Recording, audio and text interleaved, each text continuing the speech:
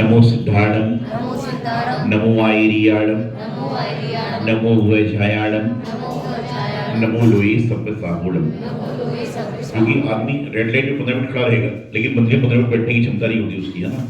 जय बोलिए देवाधिकार श्री आदिनाथ भगवान की, जय बोलिए देवाधिकार श्री शांतिनाथ भगवान की, जय बोलिए देवाधिकार श्री मुनीश्वरनाथ भगवान की, और अमरीश्वर श्री नेमिनाथ भगवान की। ओम ह्रीम श्रीम क्लीम ऐं अरहम श्री चिंतामणि। इसकी लाइट अपना रही चिंतामणि पारसनाथ जयेंद्राय नमो नमः।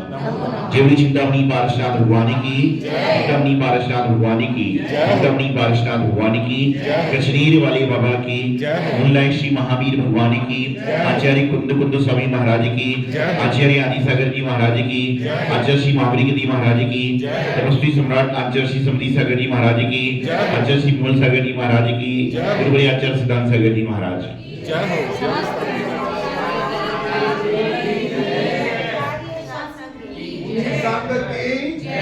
महानुभाव प्रसंग चल रहा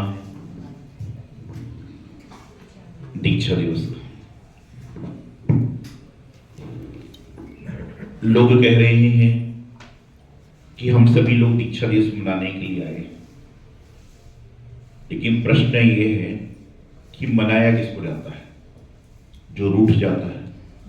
तो दीक्षा दिवस तो कोई आपसे रूठा नहीं जो मनाने के लिए आए, बल्कि ये कहना चाहिए कि हम दीक्षा दिवस बनाने के लिए आए हैं, मनाने के लिए आए हैं, और आज दीक्षा दिवस को मनाएंगे बनाएंगे तो आज नहीं तो कल हो सकता है कि हम दीक्षा ले ना लें, लेकिन सद्विचार सद्गुण तो हमारे अंदर आ ही जाएंगे। भगवान महावीर स्वामी के पादमूल में जब जीव बैठते हैं, उनके समोषण में जब बैठते हैं तो 12 कोष्ठक में समोषण लगता है। देव का, त्रेंचों का, मनुष्यों का, मुनियों का, आर्य का और श्राविकों का, सबके कोठे बनाए, 12 कोठे बने अपने पड़े। और वहां पर बैठने के बाद जब दिव्य ध्वनि गिरती है तो जीव ऐसे सुनते हैं, और कुछ जीव दिव्य ध्वनि सुनने के बाद में अपने जीवन का कल्याण करने का प्रयास भी कर लेते हैं।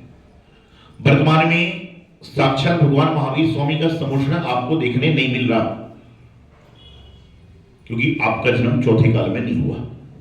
लेकिन वर्तमान में पंचम काल में भी जन्म लेने के बाद आप अपने आप को पुण्यशाली, भाग्यशाली, सौभाग्यशाली समझिए कि आपको पंचम काल में भी जो भगवान महावीर स्वामी के लघुनंदन हैं, दिगंबर संत के दर्शन आपको हो पा रहे हैं, ये आपके पंचम काल का सबसे बड़ा सौभाग्य है। नहीं तो यहाँ मंदिर में आने वाले 600 जीव हैं, 600 परिवार हैं, लेकिन उनसे पूछा जाए कि 600 लोगों में से कितने परिवारों से माता पिता महाराज माता जी बने हैं, बच्चा मुनि बना है? कोई है क्या? 600 लोगों में बात चलो तो एक आध दो हाथ उठ रहे हैं कि मेरे परिवार से बने। बात की जाए 600 लोगों में वृत्ति महावृत्ति कितने हैं, तो एक दो लोगों के हाथ उठेंगे। और ये पूछा जाए कि 600 लोगों में से खटकर्म करने वाले कितने लोग हैं जो मूवी देखने जाते हैं, पिक्चर देखने जाते हैं, पिकनिक मनाने जाते हैं, तो 600 लोग दो हाथ उठा लेंगे कि हमारे घर में सबको ये काम करना है। संयम को पालन करना बड़ा मुश्किल है। संयम को जो पालन कर लेता है उसकी प्रशंसा देवता भी आकर करते हैं, और देव भी प्रशंसा उसकी इसलिए करते हैं कि उसने उस काम को किया जो हम भी नहीं कर पा रहे। नरकाया को सुरपति दर से सो दुर्लभ बताया था। देवता भी संयम के वो करते हैं। छोटा त्याग आपको महान बना देता है। बहुत सारे लोग होते हैं, आप शांति धारा का अवसर प्राप्त करते हो, हजारों लोगों में आपको स्थान देकर भगवान तक जाने का अवसर प्राप्त होता है। क्यों? छोटा सा त्याग। आहार देखने वाले 200 लोग होते हैं, देने वाले 20-25 होते हैं, लेकिन उन 25 लोगों को विशेष दृष्टि से देखा जाता है। क्यों? कि उन्होंने मुनि महाराज के आहार के लिए अपने आप को पुरुषार्थ करके तैयार किया। जिनवाणी की जो कुशल स्वाध्याय करता है उसको अलग दृष्टि से देखा जाता है, क्योंकि उसने थोड़ा त्याग किया। जीवन त्याग में है, राग में नहीं। लेकिन आज इंसान जीवन को रागमय बनाया जा रहा है, त्यागमय नहीं बना पा रहा। और ये जो रागमय जीवन है ना, वही उसको वैराग्य में निषेध कर देता है। ठीक है, राग होगा, बिना राग के वैराग्य भी नहीं होता। पहले आपको भगवान के प्रति राग होगा, गुरु के प्रति राग होगा, जिनवाणी के प्रति अनुराग होगा, जब जाकर आप ग्रस्त से बाहर आओगे। लेकिन ये राग प्रशस्त राग है, अप्रशस्त राग नहीं है। ये आपका शुभ राग है, ये आपको संसार समुद्र से छुटकारा दिलाने वाला है। और यही शुभ राग आपको क्या करता है, पहले क्या होगा, राग होगा, फिर वैराग और वीतराग अपने आप प्राप्त हो जाएगा। भगवान 18-200 से रहते। हमारे जो संत होते हैं इस पंचम काल में जब आश्चर्यों की बात चलती है तो लोग तरह तरह के आश्चर्य बताते हैं।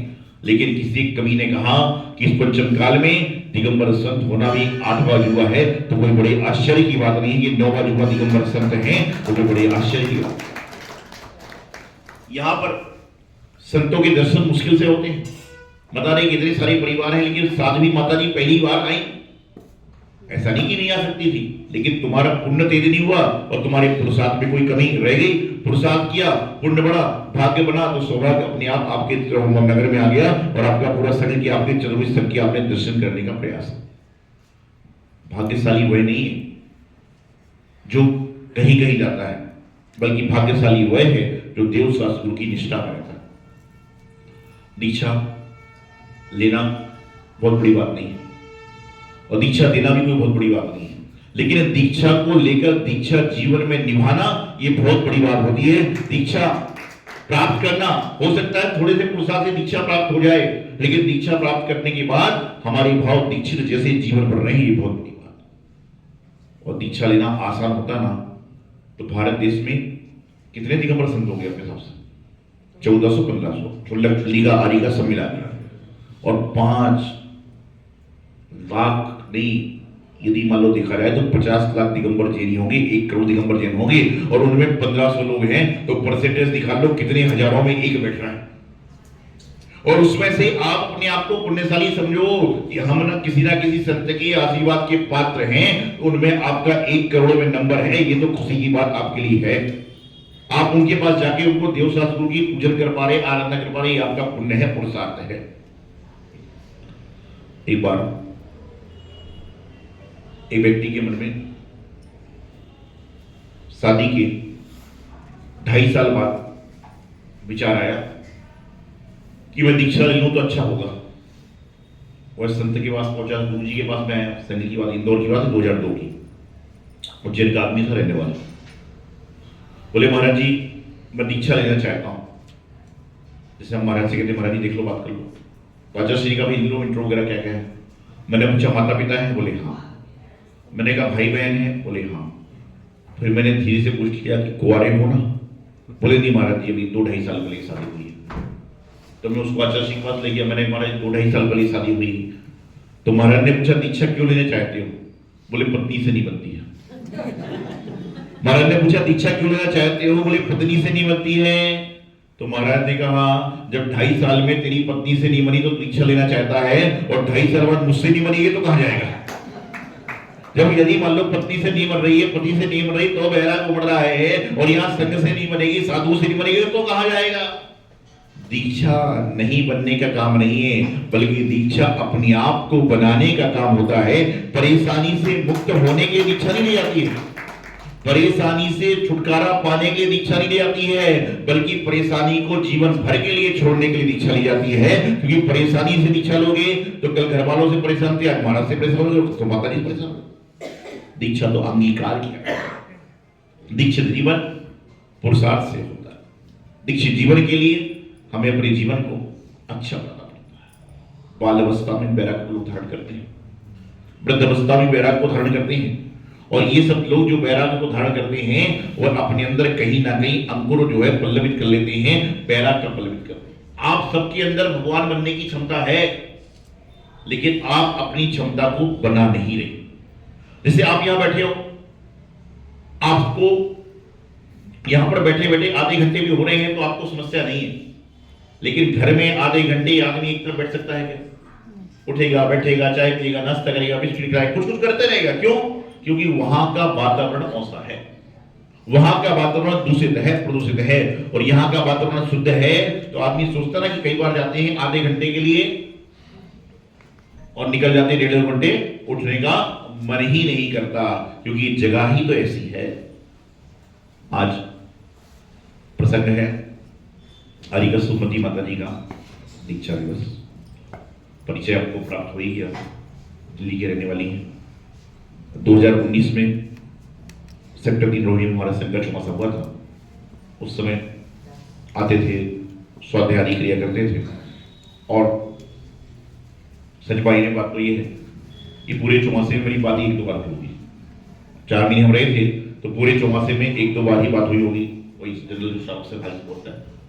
फिर संघ का विहार शिमला के लिए हुआ, चुल्ली का सुभाषी स्मृति माता जी और बहुत सारी चुल्ली का मुनि संघ में थे, तो उनके साथ में बैराग के बीच पल्लवित हुए।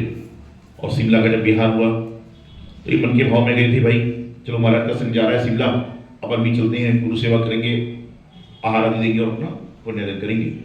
लेकिन वहां पर शिमला जाने के बाद जब संघ की चर्या परिचर्या देखा वहां पर ठंड का मौसम है, बरसात का मौसम है, लेकिन साधु साधना करते हैं, तो उनके मन में जो बैराग का बीज दब गया था वो वापिस उदित हुआ।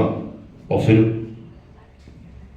जनवरी के महीने में 28 जनवरी को आदिनाथ भगवान के 23 जनवरी को आदिनाथ भगवान के पुष्टांग महोत्सव पर पहले चुल्ली का दीक्षा प्राप्त करी, और बाद में 3 फरवरी को जो मुनीश्वर तीर्थ है उसमें सबसे पहली दीक्षा जो हुई वो इनकी सुमति जी की हुई, कि मतलब सबसे पहले दीक्षा को स्वीकार और उनकी समाधि भी हो गई, लेकिन दीक्षा जो हुई इनकी हुई उस समय। और उसके बाद में लगातार संघ में रहे, अपना धर्म ज्ञान स्वाध्याय आराधना करते हैं, समय समय पर जो आदेश होता है उस काम को करते हैं, व्रत नियम उपास आदि भी करके अपना मोक्ष मार्ग विशेष करते हैं।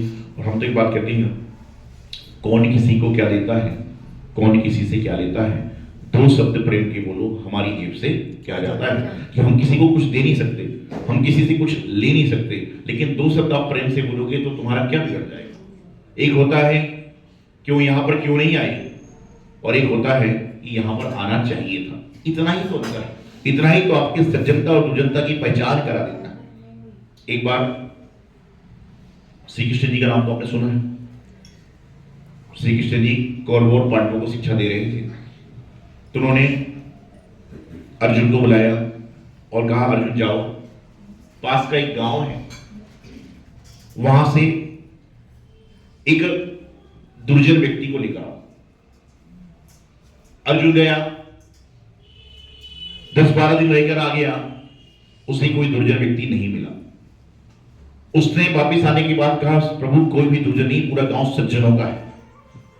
उन्होंने दुर्योधन को बुलाया, कहा कि जाओ पास के गांव में कोई सज्जन व्यक्ति को लेकर आओ। तो दुर्योधन ने कहा, ये कोई बड़ी बात थोड़ी है, जब वहां कोई दुर्जन ही तो सारे सज्जन ही सज्जन होंगे। और वह गया और 3 महीने बाद लौट कर आया, बोले प्रभु ऐसा गांव खराब है, यहां एक भी सज्जन नहीं है। एक व्यक्ति गया दुर्जन को ढूंढने, उसको दुर्जन नहीं मिला, और दूसरा व्यक्ति सज्जन को ढूंढने गया, उसको सज्जन नहीं मिला, गांव वही है। सच्ची बात बता रहा हूं मैं। श्री कृष्ण जी ने दोनों को, गांव वालों को बुलाया, बोले भाई क्या बात है। तो श्री कृष्ण जी कहने लगे, उन्हें गांव वालों ने कहा, प्रभु जो पहले व्यक्ति आया था उससे हमसे कहा कि हमें क्या पीने को पानी मिलेगा, तो हम लोगों ने उसको छाछ मट्ठा खाना तक खिला दिया, कि उसका व्यवहार नम्र था। और जो दूसरा व्यक्ति आया वो कहता, क्यों कहा जा रहे हो, मुझे खाने को सवाल लगे। तो ऐसे व्यक्ति से सज्जनता से कौन बात करे, हम लोग मध्यस्थ हो गए। तो अंतर इतना है कि वाणी ही आपको सज्जन बना देती है और वाणी ही आपको दुर्जन बना देती है। कहते ना कि पानी पियो और वाणी बोलो जान। करना है जीवन का आनंद लेना है, जीवन की व्यवस्था को लेना है, तो अपने आप के जीवन को जीना पड़ेगा। तो आहार देना, क्या बोलते हो, मन शुद्धि, वचन शुद्धि, काय शुद्धि, आहार जल शुद्ध है। तो आहार जल शुद्ध है। आहार जल शुद्ध बोलने का अधिकारी कौन है बताइए। जिसने आहार बनाया वो ही तो आहार जल शुद्ध बोलेगा। यह तो पता ही नहीं है, बन कुछ रहा है, रेडीमेड काम चल रहा है, हैंडमेड काम खत्म, रेडीमेड मामला है, बना कोई रहा, थाली लेकर कोई आ रहा है, बोलते टमाटर की सब्जी निकलती लौकी की है। हमको पता है निकल टमाटर की सब्जी है, निकलती लौकी की है और बरसी के, लेकिन शुद्धि तो बोलनी पड़ेगी। एक बार ऐसा ही हुआ कर्नाटक में, हम लोग गए तो 25 साल बाद वहां साधु संत का समुदाय पहुंचा। तो बहुत लोगों में बड़े भाव की वजह, जैसे यहाँ पे कितने भाव लोग हम आहार दे दें, पूजा कर दें, ये कर दें, वो कर दें, परीक्षा। तो वहाँ पर बहुत सारी महिलाएं भी आहार देने को थी। एक महिला भी आहार देने की उद्युक्त थी, उसका सिर खुला हुआ था। अब मैं मौन मुद्रा बनी हुई है, क्या करें? तो मेरे हाथ की जैसी बनी थी, मैंने उसको इशारा किया कि सिर ढक लो। उसने कहा महाराज जी मुझसे नहीं होगा। मैंने कहा सिर तो ढकना ही पड़ेगा, आहार देना है। फिर मैंने कहा बोले महाराज जी क्षमा करें, मुझसे नहीं होगा। फिर मैंने जोर से कहा बोले महाराज जी बिल्कुल मैं नहीं कर पाऊंगी। फिर मैंने जोर से कहा तो उसके हाथ में दूध का लोटा था, मेरे सिर के पास में आई, बोले कोमटेश्वर बाहुबली भगवान की जय। तो साथ के लोगों ने रुके तो मेरे अभिषेक कर दी दूसरा। उसको लगा कि महाराज जी कह रहे हैं अभिषेक करो, अभिषेक करो। तो अब मैंने अपनी स्टाइल बदल दिया, मैं ऐसे करता हूँ, ऐसे याद जीवन में ऐसे प्रसंग हो जाते हैं। और ये प्रसंग ऐसे पड़ जाते हैं कि इंसान को पता नहीं चलता क्या कर रहा है। उसको लगा महाराज मैं दूध का अभिषेक करो। जब महिलाएं दूध का अभिषेक का उड़िया की जब करी, कहावत नहीं है, दूध का लोटा था, उसको लगा बोले बार बार क्या करूं। वो तो साथ के लोगों ने उड़िया हम लोगों ने भी स्टार्ट ऐसा करता हूँ, मैं ऐसा नहीं करता, वैसे अगर दोबारा हादसा हो जाएगा। तो जीवन में ये सब चीजें तो क्या होती हैं, ना समझी हो जाए। भगवान के मंदिर में जा रहे हो, अर्घ चाह रहे हो, अर्घ मेरे पामती तो बोले भगवान जी बहुत आपकी आरती करी, भक्ति करी, भगवान महावीर स्वामी यूं किया त्यों किया, चंद्र भगवान का अभिषेक कर लिया। मुझे चंद्र भगवान को मोक्ष कहां से हुआ? बोले ललितकूट से। चंद्र भगवान के प्रथम आराधना कौन थे? महाराज जी इसके बारे में सोचा ही। सोचने का समय है, लेकिन सोचने का समय कब मिले? बड़े बड़े ग्रंथों को पढ़ो, अच्छी बात है, लेकिन बड़े ग्रंथों को पढ़ने के पहले छोटे ग्रंथों का 24 भगवान का सार भी तो प्राप्त करो। यहाँ पर कई ज्ञानी पुरुष होंगे जिनको तत्वाशुद्ध याद है, लेकिन उनसे पूछो कि 24 भगवान के माता पिता के नाम कितनों को याद है क्या? कोई मान लो चिन्ह की बात है, चिन्ह का बच्चा बता देता है साल का। 24 भगवान के माता पिता के नाम किसको पता है? तो 2-4 के पता है। 24 भगवान के आदाता कौन है पता नहीं। 24 भगवान का जन्म करना है कौन सी तिथि को आता है? मैं आपको यही तो बताना चाह रहा हूँ कि बेसिक हमारा खत्म है। और जब बेसिक खत्म होगा तो यहाँ पर मिलने वाले जो आपको लोग मिल रहे हैं, आपको पता है उसका मायका कहाँ का, ससुराल कहाँ का, नानी कहाँ पे, ना पूरे खानदान की स्टोरी आपके पास है। ऐसे कल्याण नहीं होगा, कल्याण होगा अंतरंग के भावों से। तो जो भी है, यहाँ पर आज हम लोग सभी एकत्रित हुए और माता जी का अपने दीक्षा दिवस मनाने का प्रयास किया। साधु संतों का दीक्षा दिवस और जन्मदिवस मनाने का उद्देश्य भी होता है, इससे हमारे जीवन में संयम की वृद्धि होती है, स्मृति हमारे जीवन में बढ़ जाती है। दूसरी बात, यहाँ पर भैया आकाश जी, हमारे हंसराज जी, आलोक जी, बाकी सभी लोग बता रहे हैं, अपनी बात कर रहे हैं। महाराज जी आए थे, महाराज जी जा रहे थे, सारा काम कर रहे थे। मैं आपको बताऊं कि निश्चित रूप से ये तो कहीं ना कहीं संयोग है। ये तो मुझे इंदापुर जाना था, इंदापुर नोएडा से 10 किलोमीटर दूर है। जितने में हम यहाँ आए ना उतने में इंदापुर जा सकते हैं, ये पक्की बात है। लेकिन